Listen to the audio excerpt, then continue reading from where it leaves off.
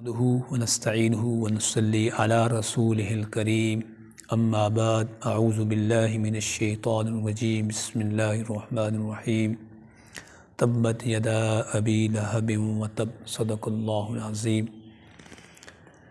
قرآن پاک کی اس آیت یا اس صورت پر کچھ لوگوں نے یہ اعتراض کیا کہ قرآن نے یہ کہا کہ ہلاک ہو گیا ابو لہب اور اس کے دونوں ہاتھ کاٹ گئے یا اس کے دونوں ہاتھ شل ہو گئے، تو انہوں نے یہ کہا کہ ابو لہب نہ تو ہلاک ہوا اور نہ اس کے دونوں ہاتھ کٹ گئے بلکہ وہ صحیح سلامت اس دنیا سے فوت ہوا اور اس کو دفن کیا گیا۔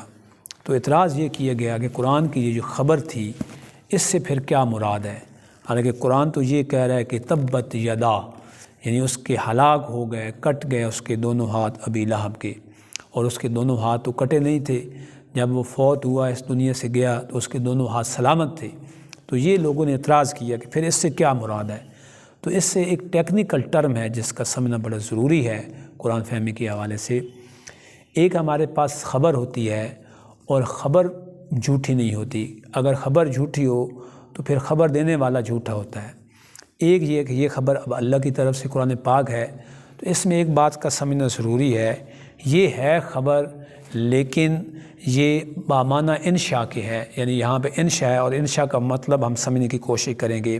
جیسے ایک بندہ کرے اللہ کرے نیک لوگ تمہارا کھانا کھائیں، تو اب اس سے یہ مراد نہیں ہے کہ نیک لوگوں نے اس کا کھانا کھایا، یہ خبر نہیں دی جا رہی، بلکہ یہ ایک بات کا اظہار کیا جا رہا ہے۔ جیسے ہم کہ اللہ کرے تو نماز پڑھے، تو یہ اب خبر نہیں ہے، یہ انشاء ہے۔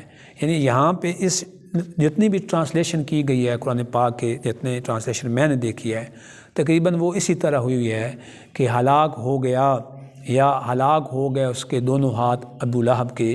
تو جب کہ دوسری طرف ہم دیکھتے ہیں تو ابو لہب کو جب دفن کیا گیا تو اس کے دونوں ہاتھ ٹوٹے ہوئے نہیں تھے، کٹے ہوئے نہیں تھے، بلکہ اس کے دونوں ہاتھ سلامت تھے اور اس کو دفن کیا گیا۔ تو یہ جو خبر یہاں پہ دی گئی ہے یہ ہے خبر ہی، لیکن یہ بامانہ انشاء کے ہے۔ بالکل اسی طرح جیسے ہم کہتے ہیں کہ مثال میں نے آپ کو دی ہے کہ نیک لوگ تمہارا کھانا کھائے، اللہ کرے تو نماز پڑھے، اللہ کرے تو سو جائے، تو یہ سارے جو میں نے باتیں کی ہیں یہ انشاء کے معنی میں ہے۔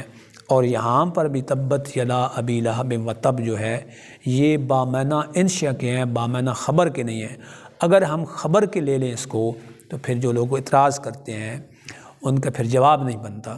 تو اس کا جواب یہی ہے کہ یہ خبر ہے لیکن بامعنی انشاء کے ہیں۔ تو امید ہے کہ خبر اور انشاء کے معنی یا مطلب یا اس فرق کو سمجھتے ہوئے ہم اس کی ٹرانسلیشن کرنے کے قابل ہوں گے۔ اب اس کی صحیح ٹرانسلیشن کیا بنے گی؟ تبت یدا ابی لہب وتب، ہلاک ہو جائیں یا کٹ جائیں ابو لہب کے دونوں ہاتھ۔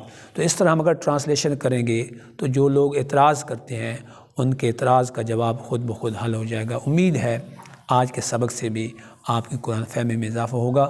سبحان ربک رب العزت عما یصفون وسلام علی المرسلین والحمد للہ رب